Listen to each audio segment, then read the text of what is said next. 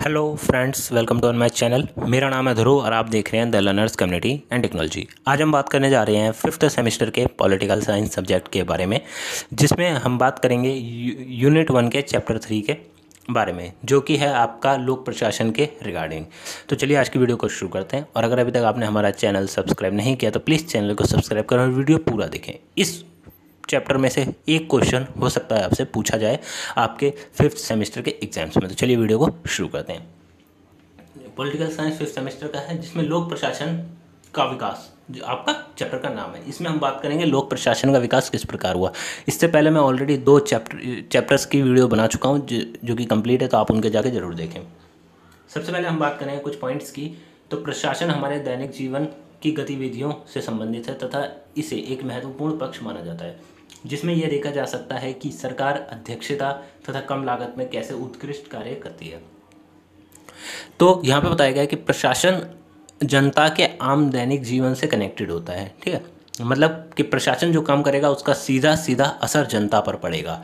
और ये भी देखा जा सकता है कि प्रशासन किस प्रकार कार्य कर रहा है, मतलब सरकार अध्यक्षता तथा कम लागत मतलब कम पैसों में किस प्रकार अच्छा कार्य करती है। लोक प्रशासन आधुनिक समाज में महत्वपूर्ण भूमिका अदा कर रहा है। लोक प्रशासन लोगों की सेवा प्रदान करने का एक साधन है। यहाँ पे सिंपल सी बात कही गई है कि लोक प्रशासन जो है वो एक माध्यम है जिसके द्वारा जनता को, देश के वासियों को क्या मिलती हैं, सुविधाएं प्राप्त होती हैं, और वो एक महत्वपूर्ण भूमिका को अदा कर रहा है। समय के साथ साथ राज्य के गतिविधियों में भी परिवर्तन आया है तथा राज्य को चलाने वाले लोक प्रशासन के स्वरूप में आधुनिक समय में लोक प्रशासन के स्वरूप को राज्य के परिवर्तित आर्थिक संदर्भों में देखा जा सकता है। तो ठीक है, तो जिस प्रकार आपको पता होगा कि पुराने समय से लेकर वर्तमान में लोक प्रशासन में जगह जगह परिवर्तन आए हैं। कभी लोक प्रशासन में किसी प्रकार का प्रशासन था, आज किस प्रकार का है कि लोगों को जनता की मदद करना, जनता को सेवाएं प्रदान करना लोक प्रशासन का कार्य है। राज्य में भी परिवर्तन आए हैं समय के साथ साथ। इस प्रकार आज हम देख सकते हैं कि लोक प्रशासन के स्वरूप को राज्य में परिवर्तित सामाजिक आर्थिक संदर्भों में देखा जा सकता है। तो लोक प्रशासन में परिवर्तन आता है तो राज्य के आर्थिक और सामाजिक दोनों क्षेत्रों में परिवर्तन काफ़ी बड़ा आता है। उसके बाद बात करें कि यहाँ पे लोक प्रशासन के विश्लेषण करने के लिए हमें 5 चरण दिए गए हैं। बहुत इंपॉर्टेंट है, ठीक है, ये वाला जो पॉइंट है बहुत इंपॉर्टेंट है। 5 चरणों में से हो सकता है कोई से आपसे चरण पूछा जाए या फिर पाँचों से आपके एक्सप्लेनेशन मांगी जाए। ब्रीफ है, इंट्रोडक्शन। ठीक है, लोक प्रशासन के विकास का विश्लेषण करने के लिए 5 चरण दिए गए हैं, वो निम्नलिखित हैं। पहला चरण है राजनीतिक प्रशासन का 2 विभाजन, राजनीतिक प्रशासन का और सरकार का अलग अलग विभाजन कर देना, जो कि चला था 1887 से 1926 तक। दूसरा चरण आता है प्रशासन के सिद्धांत, जो कि चला 1927 से 1937। तीसरा चरण आता है चुनौतियों का युद्ध, युद्ध नहीं आएगा यहाँ पे, चुनौतियों का युग आएगा। इसका मतलब है कि ये पूरा का पूरा दौर मतलब 1938 से लेकर 1947, इसमें सिर्फ चुनौतियों का ही सामना किया गया लोक प्रशासन में। फिर असीमता का संकट 1948 से 50, और उसके बाद यहाँ 50 के बदले यहाँ पे 70 आएगा। ठीक है, क्योंकि आप नीचे देख सकते हैं ये जब लिखा जाता है उस समय कहीं मिस्टेक हो जाती है, पर बाकी आपको नोट्स में सब कुछ ठीक ठाक मिलेगा। 5वें चरण में आप देख सकते हैं कि सार्वजनिक नीति परिक्षेप्य, जो कि 1970 से 1970 से आगे तक चला है। ठीक है, अब बात करें पहले चरण की, जो कि काफ़ी इंपॉर्टेंट है, राजनीति विभाजन 1987 से 26 के दौर में। तो बात करें 19वीं शताब्दी के अंतिम दशकों में, मतलब 19वीं शताब्दी जब खत्म होने वाली थी तो आखिर के कुछ दशक मतलब 10 सालों में राज्य की भूमिका एकदम न्यूनतम थी। मतलब राज्य किसी काम का नहीं था, वहाँ पे उसकी जो भूमिका थी वो बहुत कम थी। लोक प्रशासन में मौलिक सिद्धांत इन प्रारंभिक दिनों में भरे तथा वह कहा जा सकता है कि लोक प्रशासन का विकास पहला चरण यही है। तो लोक प्रशासन इसी दौर में उठ के सामने आया। ठीक है, राज्य की जब भूमिका एकदम न्यूनतम थी उस समय लोक प्रशासन का आप कह सकते हैं उदय हुआ और वो सामने आया लोगों के। उसके बाद 1887 में वुडरो विल्सन ने एक किताब लिखी थी, या फिर एक कह सकते लेख आर्टिकल लिखा था, the history of administration political science quarterly में प्रकाशित हुई थी, जिसे लोक प्रशासन का प्रथम लेख माना जाता है। ये जो लेख है, आर्टिकल है, ये लोक प्रशासन से रिगार्डिंग पहला लेख था। तो 1 नंबर में आपसे ये पूछा जा सकता है कि लोक प्रशासन का पहला लेख कौन सा था। तो वुडरो विल्सन के द्वारा लिखा गया the history of administration political science quarterly था। उसके बाद जिसे लोक प्रशासन का पहला लेख माना जाता है, वुडरो विल्सन का मानना था कि प्रशासन का वैज्ञानिक अध्ययन होना चाहिए जिससे कि जो प्रशासन के क्षेत्र में सुधार हो सके, उस क्षेत्र की कमियों को भी दूर कर जा सके। तो वुडरो विल्सन मानते थे कि प्रशासन का एक वैज्ञानिक विश्लेषण होना चाहिए, मतलब वैज्ञानिकों द्वारा एक विश्लेषण किया जाना चाहिए जिसके द्वारा ये पता चल सके कि नौकरशाही को किस तरह समाप्त करना है, ठीक है, जो उसकी खामियां हैं, कमियां हैं, उसे किस तरह ख़त्म किया जा सकता है। 1900 में फ्रैंक जे गुडोन के द्वारा लिखा गया एक लेख था, पॉलिटिकल एंड एडमिनिस्ट्रेशन, प्रकाशित हुआ। इसे लेख में उन्होंने राजनीति तथा प्रशासन को अलग अलग करने की बात कही है तथा इसे सरकार के दो अलग अलग कार्यों के रूप में माना है। तो फ्रैंक जे गुडोन ने बताया कि राजनीति और प्रशासन दोनों एक दूसरे से अलग हैं, या कह सकते हैं सरकार और प्रशासन दोनों एक दूसरे से अलग हैं और उसे अलग अलग कार्य करना चाहिए, ये उन्होंने बताया अपने लेख के अंतर्गत। फिर आता है कि 1914 में अमेरिकन पॉलिटिकल साइंस एसोसिएशन, एक कमेटी बनाई गई अमेरिकन पॉलिटिकल साइंस एसोसिएशन 1914 में, जो कि एक सरकारी पदों की नीति थी जिसका एक काम था कि वो विशेषज्ञों को तैयार करने के लिए प्रशिक्षण का अपना प्रतिवेदन दिया। 1912 में लोक सेवा के लिए व्यवहारिक प्रशिक्षण पर समिति की स्थापना की गई थी। 1914 में इस कमेटी ने अपनी रिपोर्ट प्रस्तुत की, ठीक है। तो 1914 में इस कमेटी ने एक अपनी रिपोर्ट प्रस्तुत की थी जिसमें यह बताया कि किस प्रकार हम लोक प्रशासन को अच्छा बनाने के लिए लोगों को प्रोत्साहित कर सकते हैं। तो इसका इन्होंने रिपोर्ट में क्या बताया, जिसमें लोक प्रशासन को प्रशिक्षित करने के लिए विशेष रूप से व्यवस्था स्कूलों की स्थापना या फिर अनुशंसा की गई। मतलब कि उन्होंने बताया कि ऐसे स्कूलों का निर्माण करना चाहिए कि जहाँ पर व्यक्ति या फिर लोग ये सीखें कि आपको अपना प्रशासन किस प्रकार अच्छा बनाना है। वहाँ पे उन्हें सिर्फ प्रशासन को अच्छा बनाने, प्रशासन को चलाने की शिक्षा दी जाए। इस प्रकार के स्कूलों का निर्माण करने की बात कही गई थी इस कमेटी द्वारा। 1920 के दशक में प्रशासन ने एल डी वाइट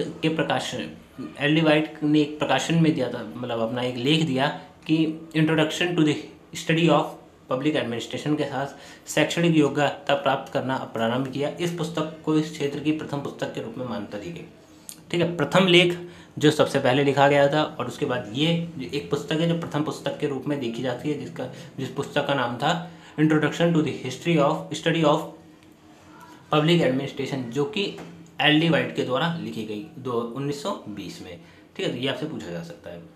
फिर आता है दूसरा चरण, प्रशासन के सिद्धांत। यहाँ पे प्रशासन आएगा, प्रकाशन नहीं आएगा, ठीक है, प्रशासन आएगा, ये मैं आपको सही सीख करके दूंगा नोट्स। 1927 से 1937। अब हम बात करें पॉइंट्स की, तो 20वीं शताब्दी के प्रारंभ में लोक प्रशासन तथा राज्य के बीच वैचारिक परिवर्तन हुए। जब 19वीं शताब्दी आरंभ हुई तो प्रशासन और राज्य दोनों के बीच में वैचारिक परिवर्तन आया, मतलब दोनों अपना अलग अलग सोचते थे। सामाजिक सुधारवाद पर बल दिया गया था, ना कि पारंपरिक रूढ़िवादी पर। सामाजिक सुधार पे बल दिया गया, मतलब कि समाज को किस प्रकार अच्छा बनाया जा सकता है, इस चीज़ पे बल दिया गया, ना कि पारंपरिक पुराने समय से चली आ रही रूढ़िवादी विधियों पर। इसी दौरान जनता को निजी प्रशासन के बारे में पता चला, ठीक है। यही एक समय था जब जनता को पता चला कि लोक प्रशासन के सिवा भी एक प्रशासन हो सकता है, वो है निजी प्रशासन, मतलब व्यावसायिक प्रशासन आप कह सकते हैं। लोक प्रशासन के सिद्धांत पर W.H. विलोक की पुस्तक लोक प्रशासन के क्षेत्र में दूसरी पुस्तक के रूप में उभरी, जिसने प्रशासन के वैज्ञानिक सिद्धांतों पर अधिक बल दिया। अब पहले चरण में आप देख सकते हैं कि प्रशासन के वैज्ञानिक सिद्धांतों पर बल दिया गया था, ठीक है। वहाँ पर आरंभ वहाँ से हुआ और दूसरे चरण में उस पर काफ़ी बल दिया गया। यदि प्रशासन इस सिद्धांत को लागू करना सीख ले तो वह अपने कार्य अच्छे से कर सकता है, ठीक है। तो उन्होंने माना कि किन सिद्धांतों को, वैज्ञानिक सिद्धांतों को भी लागू करना चाहिए, जिससे कि प्रशासन एक अपना अच्छा से कार्य कर सके। हेनरी फेयल की पुस्तक इंडस्ट्रियल एंड जनरल मैनेजमेंट 1930 में जो आई थी, में संगठन के विषय के बारे में 14 सिद्धांतों को प्रस्तुत किया गया, ठीक है। हेनरी फेयल ने 14 सिद्धांतों की एक पुस्तक लिखी। उसके बाद कुछ और भी राइटर्स आते हैं। मैरी पार्कर क्रिएटिव एक्सपीरियंस 1924 में आई थी। गुलिक और उर्वरिक के paper on the science of administration 1937 में, जिसमें उन्होंने 7 सिद्धांतों की बात की है। इस चरण में लोक प्रशासन के लोक प्रशासन में सभी विचारकों ने वैज्ञानिक सिद्धांतों पर अधिक बल दिया था। ठीक है, ये दूसरा चरण था जिसमें कि लोक प्रशासन ने वैज्ञानिक सिद्धांतों पर अधिक बल दिया। वो चाहते थे कि कुछ ऐसे सिद्धांतों का निर्माण किया जाए जो विज्ञान से कनेक्टेड हो और हमारे प्रशासन को बहुत अच्छी तरह से चला सके। उन्होंने कहा प्रशासन के नियम उपस्थित हैं जिन्हें बढ़ाया जाना चाहिए। मतलब प्रशासन के नियम उपस्थित हैं और लिमिटेड हैं, इनको हमें बढ़ा के प्रशासन में परिवर्तन करना चाहिए और जिससे कि हमारा प्रशासन की व्यवस्था अच्छी होगी। फिर आता है तीसरा चरण, चुनौतियों का युग। ठीक है, ये पूरा युग था जिसमें चुनौतियां दी गई लोक प्रशासन को, सरकार को, जो कि चला था 1938 से 47 तक। इस चरण में निजी क्षेत्र तथा बाजार नागरिकों की आवश्यकता को पूर्ण करने में विफल रहे, बाजार को राज्य के नियंत्रण में लेना पड़ा। ठीक है, तो ये वह चरण था जिसमें बाजार लोगों की मांगों को पूरा नहीं कर सकता था। ठीक है, लोगों की मांगों को नहीं पूरा कर सका तो राज्य ने क्या करा, बाजार को अपने अंतर्गत कर लिया। इस दौर में यह देखा गया कि आर्थिक, सामाजिक तथा राजनीतिक नीतियों को एक दूसरे पर प्रभाव पड़ता है। ठीक है, यही एक दौर था, तीसरा चरण, जिसमें यह देखा गया कि अगर हम राजनीति में परिवर्तन करते हैं तो वो आर्थिक और सामाजिक पे भी परिवर्तन होगा। ठीक है, और अगर हम सामाजिक में करते हैं तो उसका प्रभाव आर्थिक पे भी पड़ेगा और राजनीतिक पे भी पड़ेगा। ये उन्होंने देखा। आप इन पॉइंट्स को अच्छे से बना के लिख सकते हैं और एक्स्ट्रा डेफिनेशंस में दे सकते हैं अगर आपसे ये क्वेश्चन पूछे जाते हैं तो। लोक प्रशासन के कार्यों में न केवल कानून व्यवस्था बनाना सम्मिलित है, अपितु सार्वजनिक नीतियों के निर्माण में उन्होंने महत्वपूर्ण भूमिकाओं को भी स्वीकार किया। ठीक है, तो ये पॉइंट काफ़ी इंपॉर्टेंट है कि लोक प्रशासन का कार्य केवल नीतियाँ या फिर कानून बनाना नहीं है। उसका काम है कि ऐसी नीतियाँ बनाए जो समाज के प्रति हों, ठीक है, समाज से जुड़ी हों। दूसरा, सार्वजनिक नीतियों का निर्माण करे जो कि जनता के लिए कार्य करे और जनता को एक अच्छा जीवन देने की कोशिश करे। इस प्रकार की नीतियों का भी निर्माण किया जाना चाहिए, ना कि जनता पे किस प्रकार रूल किया जाए, ठीक है, शासन किया जाए, इस प्रकार के नियमों पर। इस समय के दौरान 1940 के दशक में वैज्ञानिक जो सिद्धांत आए थे, ठीक है, वैज्ञानिक प्रबंधन, उनके ऊपर आलोचना की गई। ये तीसरे चरण में वैज्ञानिक सिद्धांतों पर आलोचना भी आई। इस दौरान यह अनुभव किया गया कि उत्पादकता बढ़ाने के लिए सिर्फ वैज्ञानिक सिद्धांत पर बल देना आवश्यक नहीं है, अपितु मानव के पक्षों पर भी ध्यान देना चाहिए। तीसरे चरण में 1940 के दशक के आसपास ये देखा गया कि केवल वैज्ञानिक सिद्धांतों से ही प्रशासन नहीं चलाया जा सकता। ठीक है, उसमें मानव के मूल्य पक्षों पर, मतलब जो कि चीज़ें उसके लिए नेसेसरी हैं, उन पक्षों पर भी हमें ध्यान देना होगा, ना कि हम सिर्फ रूल्स बना दें और जिससे कि देश चले। उसके बाद आता है कई विचारक जैसे एटलन मोरे, चेस्टर बर्डी तथा आदि विचारकों ने लोक प्रशासन में मानवीय पक्षों पर अधिक बल दिया। ठीक है, कई और विचारक हैं जिन्होंने मानव के पक्षों पर बल देने की कोशिश करी। इस दौरान यह मान लिया गया कि प्रशासन तथा राजनीति के एक दूसरे से अलग नहीं किए जा सकते। इस दौर में यह मान लिया गया कि प्रशासन और राजनीति एक दूसरे से इस प्रकार कनेक्टेड है कि हम उन्हें अलग नहीं कर सकते।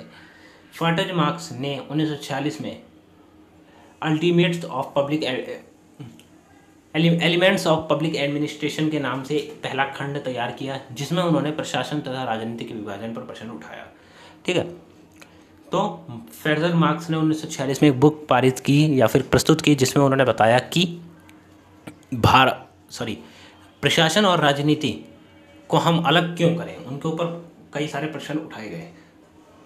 राजनीति तथा प्रशासन के विभाजन को चुनौती देने वालों ने लोक प्रशासन के क्षेत्र में भौतिक परिवर्तन किए। प्रशासन भी कभी भी राजनीति से पृथक नहीं रहा।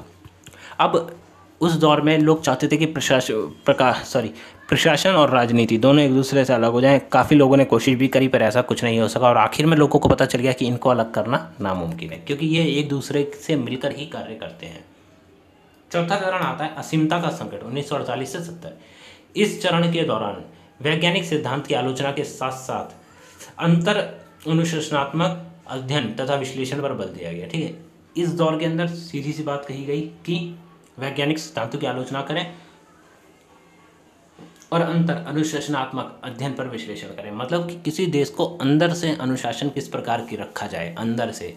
ऐसा नहीं है कि कोई एक नेता आए और वो सब कुछ करे या फिर कोई बाहरी व्यक्ति अनुशासन करे, नहीं, आंतरिक रूप से अनुशासन किस प्रकार किया जाए, इसके ऊपर बल दिया गया। इस चरण में 1947 में साइमन की एक पुस्तक आई थी, एडमिनिस्ट्रेटिव बिहेवियर, तथा रॉबर्ट बहर का एक निबंध आता है, science of public application administration जो प्रकाशन हुआ।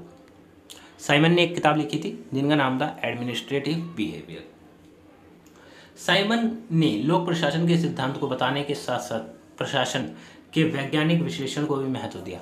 अब साइमन ने अपनी किताब में लोक प्रशासन के सिद्धांत को पूरी तरह वर्णन किया है अच्छी तरह, ठीक है। साथ में आप देखेंगे कि उन्होंने वैज्ञानिक विश्लेषण का भी महत्व दिया, मतलब वैज्ञानिक सिद्धांतों को हमें क्यों अपनाना चाहिए, उनके ऊपर अपने पॉइंट ऑफ व्यूज उन सब ने सब प्रस्तुत किया। उन्होंने नीति निर्माण के तर्कसंगत सिद्धांत पर बल दिया, मतलब नीति का निर्माण करना चाहिए एक तर्कसंगत सिद्धांत है, इस पर बल दिया, जिसमें साधन तथा साध्य के माध्यम से प्रकाश डाला। फिर आता है कि साइमन ने कहा कि प्रशासनिक सिद्धांत मानव इच्छाओं के तर्क तथा मनोवैज्ञानिक के लिए गए हैं, बनाए गए हैं, ठीक है। तो साइमन ने कहा कि प्रशासनिक सिद्धांत जो है वो मानव की इच्छाओं को पूरा करने के लिए बनाए गए हैं। ऐसा नहीं है कि जो सिद्धांत बनाए हैं वो केवल एक ग्रुप को ही मान्यता देंगे या फिर उसकी इच्छाएं पूरी करेंगे, नहीं, वो जो सिद्धांत बनाए गए वो पूरे देश की जनता के लिए हैं और पूरी देश की जनता को उससे लाभ मिलेगा। इस प्रकार उन सिद्धांतों के बारे में उन्होंने वर्णन किया। फिर आता है चौथा चरण। इस चरण में प्रकाशन में 3 महत्वपूर्ण चुनौतियों का उल्लेख किया गया, ठीक है। ये चुनौतियाँ आपसे पूछी जा सकती हैं।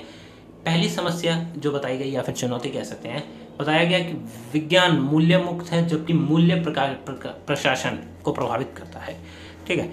एक बात ये मानी गई कि विज्ञान मूल्य मुक्त है, मतलब उसका कोई मूल्य नहीं है, वो अमूल्य है। साथ में ये बताया गया कि अगर मूल्य है उसका तो वो किसको प्रभावित करेगा, प्रशासन को प्रभावित करेगा। दूसरा समस्या ये कहा गया कि लोक प्रशासन के विज्ञान के विकास के लिए मानवीय पक्षों का अध्ययन आवश्यक है, ठीक है। लोक प्रशासन में अगर हमें उसको विकास करना है तो हमें मानव के पक्षों को पढ़ना पड़ेगा, उनकी स्टडी करनी पड़ेगी। पर यहाँ पर बताएगा कि मानव का व्यवहार विविधताओं से भरा हुआ है, इसका पूरी तरह निरीक्षण करना असंभव है। मानव के व्यवहार में इतनी सारी विविधताएं हैं कि उसका पूरी तरह अध्ययन करना असंभव है। और आप जानते हैं प्रत्येक व्यक्ति के अपने, आप कह सकते हैं कि उसके व्यवहार होते हैं, वो किस प्रकार का व्यवहार करेगा, कब किस प्रकार का व्यवहार करेगा, ये अलग है, ठीक है। तो ये कहना मुश्किल है, इसलिए ये असंभव कार्य है। तीसरी समस्या बताई गई के अंतर्गत ये कहा गया कि सीमित राष्ट्रीय एवं ऐतिहासिक संदर्भों के लिए उदाहरणों के आधार पर सार्वभौमिक सिद्धांतों का पता लगाना प्रवृत्ति है। अब आपके पास लिमिटेड हिस्ट्री है, ठीक है, आपके देश की एक हिस्ट्री है वो लिमिटेड है। दूसरा, आपके पास सीमित राष्ट्र है। अब उस हिस्ट्री में से आप किस प्रकार कुछ ऐसे पॉइंट्स निकालेंगे जो आपके प्रशासन को अच्छा बना सके। सपोज करिए आपकी हिस्ट्री में कुछ ऐसा हुआ ही नहीं है, ठीक है, किसी देश के इतिहास में कुछ इस प्रकार का हुआ ही नहीं है जिससे कि उनका प्रशासन अच्छा बन सके, तो ये भी एक समस्या खड़ी हो गई थी। फिर 5वां चरण आता है जो कि सार्वजनिक नीति परिक्षेप्य है और जो कि 1970 से आगे तक, मतलब वर्तमान तक चलता है। दूसरे विश्व युद्ध के बाद एशिया, अफ्रीका तथा लैटिन अमेरिका में नए राष्ट्रों का निर्माण हुआ तथा लोक प्रशासन के अध्ययन में नवीनतम प्रवृत्ति प्रस्तुत की गई। मतलब कि दूसरा विश्व युद्ध के बाद एशिया, अफ्रीका और लैटिन अमेरिका में नए नए देशों के निर्माण हुआ। अब उन देशों का निर्माण हुआ तो उसका मतलब है कि अब उन देशों में जो व्यवस्था होगी वो एकदम प्रारंभ से स्टार्ट होगी, तो उनकी स्टडी करना काफ़ी आसान था, इसीलिए एक मौका मिला लोगों को। पश्चिमी विद्वान, विशेष रूप से अमेरिकी विद्वानों ने स्वतंत्र राष्ट्र को प्रशासनिक प्रगति के अध्ययन के लिए अधिक रुचि डाली, ठीक है। अमेरिकी विद्वानों ने क्या कहा, उन्होंने कहा कि हम स्टडी करेंगे स्वतंत्र राष्ट्रों के, ऐसे देशों की जो कि पूरी तरह स्वतंत्र हैं, उनकी प्रशासनिक प्रवृत्ति के बारे में। इस चरण के दौरान लोक प्रशासन में नव प्रशासन परिक्षेप्य का उधार देखा जा सकता है। 1960 के दशक के अंत में लोक प्रशासन की समकालीन प्रवृत्ति पर प्रश्न उठाए गए। इस चरण के दौरान लोक प्रशासन के नव लोक प्रशासन परिक्षेप्य उधार देखा जा सकता है, ठीक है। तो 5वें चरण में ये देखा गया कि जो नया लोक प्रशासन है वो देश जिनमें अभी अभी व्यवस्था बनी ही है उनका लोक प्रशासन पुराने लोक प्रशासन से कुछ डिफरेंट है, ठीक है। तो इसके ऊपर उन्होंने स्टडी करना आरंभ किया। उसके बाद आता है कि इस चरण के दौरान नई नीतियों को बनाने के लिए स्कूलों एक अन्य महत्वपूर्ण अनुशासन के रूप में उभर कर सामने आया। पहले चरण में आपको पता है कि ये बताया गया था कि एक ऐसी कमेटी बनाई गई है जो कि ये बताती है कि स्कूलों में हमें सिखाना चाहिए कि प्रशासन को किस प्रकार अच्छा बनाया जा सकता है, ठीक है। तो वो बात यहाँ कही गई कि स्कूलों को एक महत्वपूर्ण जरिया माना गया है किसी प्रशासन को अच्छे से अच्छा बनाने के लिए, और जिसमें नौकरशाही को समाप्त किया जा सके, ये सब उन्हें सिखाना चाहिए। इसमें प्रतिस्पर्धा तथा निजी कारण पर बल दिया गया, ठीक है, निजीकरण पर बल दिया गया। प्रतिस्पर्धा मतलब कॉम्पिटिशन्स पे बल दिया गया, और निजीकरण किस प्रकार पब्लिक सेक्टर्स को प्राइवेट सेक्टर कर दिया जाना चाहिए, इसके ऊपर भी उन्होंने बल दिया। नागरिक सेवाएं प्रदान करने के विकल्पों की उपलब्धि होनी चाहिए, मतलब कई सारे विकल्प होने चाहिए जिनसे कि नागरिकों को सेवाएं प्रदान हो। इसके अंतर्गत राज्य के प्रभुत्व को बाजार की भूमिका ने चुनौती दी। ये वह दौर था जब राज्य को एक बाजार ने चुनौती दी। फिर आता है आपका नेक्स्ट पॉइंट कि इस चरण को मुख्य उद्देश्य नागरिकों के हितों को ध्यान में रखकर पारंपरिक नौकरशाही को कम करने तथा लोकतांत्रिकरण तथा विकेंद्रीकरण पर ध्यान केंद्रित करना था। ये वह 5वें चरण में बस इस चीज़ पर ध्यान दिया गया कि किस प्रकार पारंपरिक नौकरशाही को समाप्त किया जा सके, ठीक है, लोकतंत्र को किस प्रकार बढ़ाया जा सके और विकेंद्रीकरण पर किस प्रकार ध्यान दिया जा सके, बस इस चीज़ों पर ध्यान दिया गया। फिर लास्ट पॉइंट है कि 1980 के दशक में वैश्वीकरण के द्वारा सुशासन में अधिक महत्व दिया गया। 1980 में वैश्वीकरण का दौर आया, ठीक है, जिसमें ये देखा गया कि सुशासन को अधिक महत्व दिया गया।